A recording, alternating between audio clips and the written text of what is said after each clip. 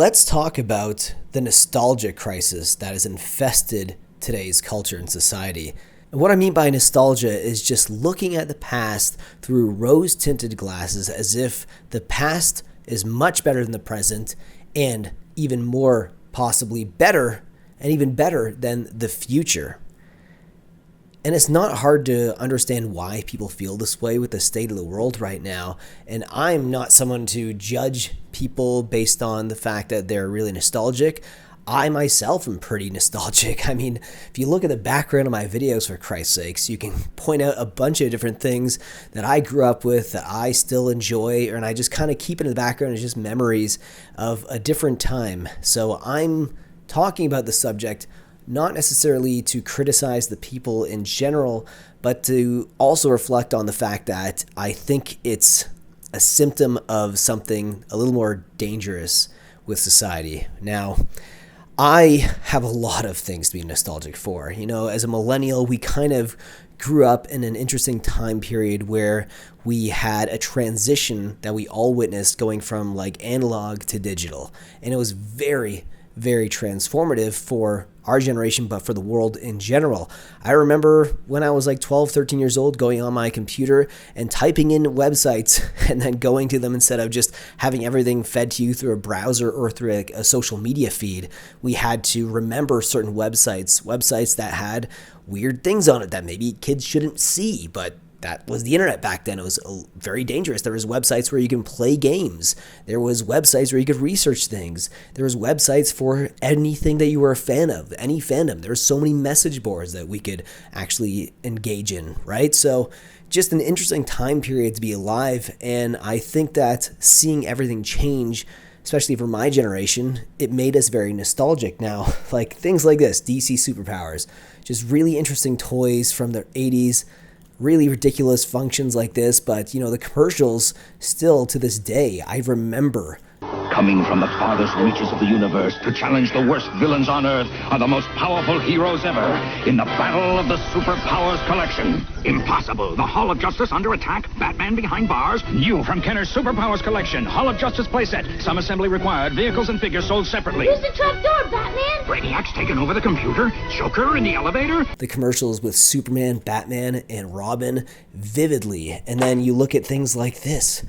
Donkey Kong 64. I still have a shirt, a Donkey Kong 64 all-over print shirt that I wear from time to time. I might even seen it in one of my videos, but this game sucked, but I remember playing it, and I was just something about the yellow cartridge just really drew my eye, and I never forgot about this game. So I have it for my collection now. Other things like the PlayStation 2, God of War, one of the greatest games.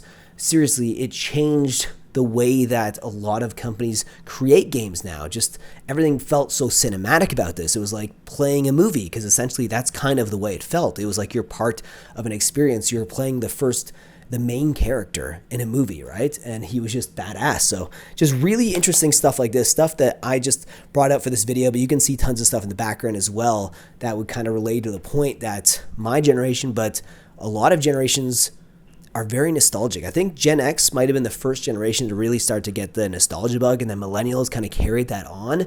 But Gen Z, they're in the most interesting point, because a lot of them already grew up in a digital era. A lot of them grew up in social media. So I think for them, it's even more kind of depressing, because they didn't get to witness the transformation of the world into the way it is right now. A lot of them are nostalgic for times that they weren't even a part of. Like I see some of the way that they're dressing from eras that they were either a baby in or weren't even born yet. And it's kind of showing that there's no real thing right now that's present that they're drawn to, right? Which is kind of scary, because if they don't find something that's present right now that they like, whether it's a certain style of music, you know, whether it's a certain style of clothing, whether it's movies, video games, something that is culturally significant to a lot of them, they just kind of reflect on the past. And it's so easy to do that now with social media and the internet. You can You can see videos from the 80s all the way back to like even the 1920s. There's some channels that upload videos from the 1920s and like 1910s, 30s, and they colorize it. So you can really see life from so many different angles.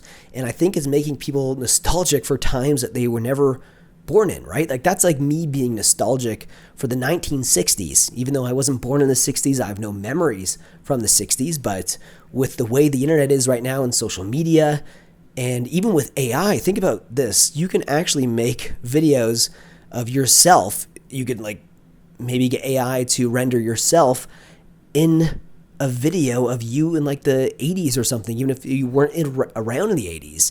And you could just kind of reminisce and just become nostalgic for things that you were never a part of. And it's really interesting to see that. And I do think it's a bit of a crisis right now because a lot of Gen Z are like in their 20s right now. Some of them aren't even in their 20s, and they're already going through a weird nostalgia phase. And I think everyone goes through nostalgia at some point in my life. You know, in your life in general, like my life, I went through nostalgia, I think, in my 20s as well, but it was more mid-20s, just getting out of college. And I was more just nostalgic for the days where I didn't have any real responsibilities. And now I even have more responsibilities at this time than I did when I was going through that nostalgia phase. But obviously, I like to have things like this as a reminder of times in the past where, you know, I would be at home, snow days, you can actually enjoy things, and you weren't so bogged down on the heavy weight of time that makes everything else kind of feel like a waste of time, which is weird because if you enjoy doing something, is it really a waste of time? That's the dilemma that I'm going through right now because we're so fixated on the day-to-day stresses, you know, bills to pay, work, keeping up with your finances. And when you were a kid and you had time to play with toys, you had time to enjoy video games, you never really had those responsibilities. And I think that's why people go through the nostalgia phase. But it's interesting to see Gen Z going through it younger than other generations. And maybe it's a sign of how bad the future and present really is, because if they're nostalgic for times that they weren't even a part of, then that's a bad sign for the future. Anyways, guys, kind of a weird ramble video. I try to do these like maybe once a week on different subjects. So if you learned something from today's video, if you want to chime in with your thoughts about nostalgia down below in the comment section, please do. I encourage everyone to leave a comment. And with that being said, I guess I'll see you guys in the next one. Take care.